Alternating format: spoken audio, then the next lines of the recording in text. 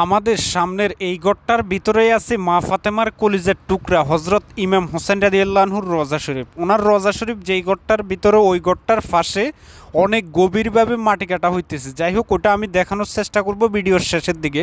আর আমি এখন আছি কারবালার মাঠে। ধীরে ধীরে হজরত আব্বাস রাদিয়াল্লাহু আনহুর রোজা শরীফ যেই গড়টার ভিতরে, ওই গড়টার সামনে যাওয়ার চেষ্টা করব।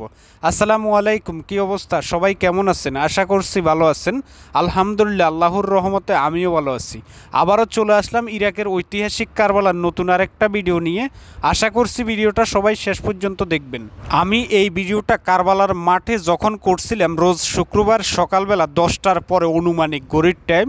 আলহামদুলিল্লাহ, দেখেন কারবালার মাঠে দূর দূরান্ত থেকে আসা মানুষগুলো এখন থেকে বসে গেছে। এখানে অনেকের নিয়ত আছে যে আজকের জুমার নামাজটা এই জায়গায় আদায় করবে, এই কারণে জায়গা নিয়ে অনেকে বসে যাইতেছে। যাই হোক, আমি ধীরে ধীরে এখন যাইতেছি হজরতে আব্বাস রাদিয়াল্লাহু আনহুর রোজা শরীফ যেই গড়টার ভিতরে, ওই গড়টার সামনে। আমাদের সামনে যেই গড়টা দেখা যাইতেছে ঠিক ওই গড়টার ভিতরেই হজরতে আব্বাস রাদিয়াল্লাহু আনহুর রোজা শরীফ। আর আশেপাশে দেখেন, আলহামদুলিল্লাহ, এটাই সেই ইরাকের ঐতিহাসিক কারবালার মাঠ। কেউ হজরতে ইমাম হোসেন রাদিয়াল্লাহু আনহুর রোজা শরীফ জিয়ারত করে হজরতে আব্বাস রাদিয়াল্লাহু আনহুর রোজা শরীফ জিয়ারত করার জন্য যাইতেছে। কেউ হজরতে আব্বাস রাদিয়াল্লাহু আনহুর রোজা শরীফ জিয়ারত করে হজরতে ইমাম হোসেন রাদিয়াল্লাহু আনহুর রোজা শরীফ জিয়ারত করার জন্য যাইতেছে। এই সিস্টেমে মানুষের হাঁটা চলা চলতেছে। পৃথিবীর অনেক দেশ থেকে আসা হাজারো মানুষগুলো এইভাবে এইখানকার দুটা রোজা শরীফ জিয়ারত করে আর এখানকার ঐতিহাসিক যে জায়গাগুলো আছে ওই জায়গাগুলো ঘুরে ঘুরে দেখে। কেউ বাচ্চা নিয়ে আসে, কেউ ফ্যামিলি নিয়ে আসে, সবাই এখানে আসে এই জিয়ারতের উদ্দেশ্যে। তো যাই হোক, কে কোথা থেকে আমার এই ইরাকের ঐতিহাসিক কারবালার ভিডিওটা দেখতেছেন অবশ্যই সেটা কমেন্ট করে জানাবেন। আর ভিডিওটা যদি আপনাদের কাছে ভালো লাগে অবশ্যই শেয়ার করে দিয়ে অন্যকেও দেখার সুযোগ করে দিবেন।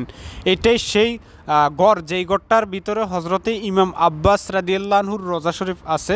যাই হোক, আমি ধীরে ধীরে ওই জায়গায় চলে আসছি যেই জায়গায় হজরতে ইমাম হোসেন রাদিয়াল্লাহু আনহুর রোজা শরীফ আছে।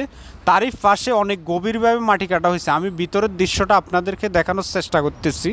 দেখতেছেন অনেক গভীরভাবে অনেক বড় বড় মেশিন দিয়ে এই মাটিগুলো কাটছে।